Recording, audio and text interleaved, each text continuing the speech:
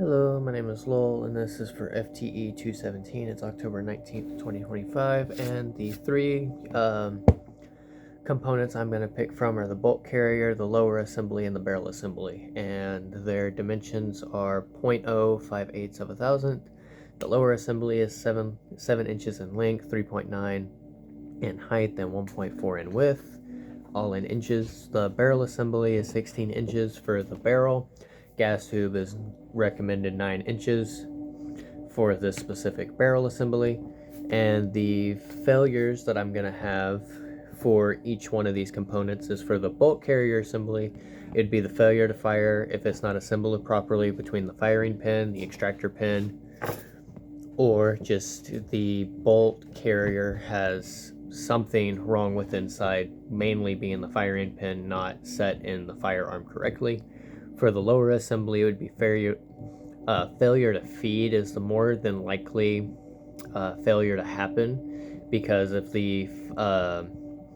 because the magazine might not fit into the lower assembly properly. The bolt catch could also not be catching the projectile to push it into the bolt carrier for it to be fired.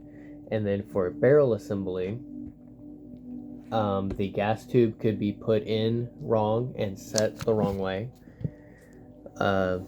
which would cause a failure to eject, with there not being enough gas going back into the firearm after it has been fired. There's not enough gas going back to eject the tube. So, and then the components that can mess with those around it are the trigger. Could mess with the lower and cause the firearm not to fire if the trigger is not set correctly. Next to the bolt carrier, there is the bolt extension with the bolt extractor, which would help with the firing to extract, which would cause a failure to extract. And then for the barrel, there's the barrel itself, which could have damage from being overfired and then causing wear and tear.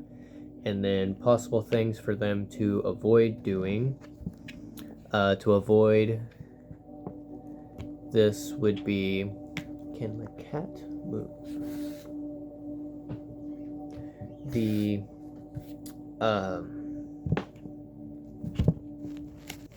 The training a gunsmith can have to go work around these is just making sure he has the right tools for the job, like the right calipers, the right firing pin gauges, just making sure he has the right tools on hand for the job, and then just having all the resources he can from either books, the internet, which is iffy on how you get the information on the internet, and then asking around other gunsmith techs around that also have similar field of work that they work on. And that's all I got for y'all.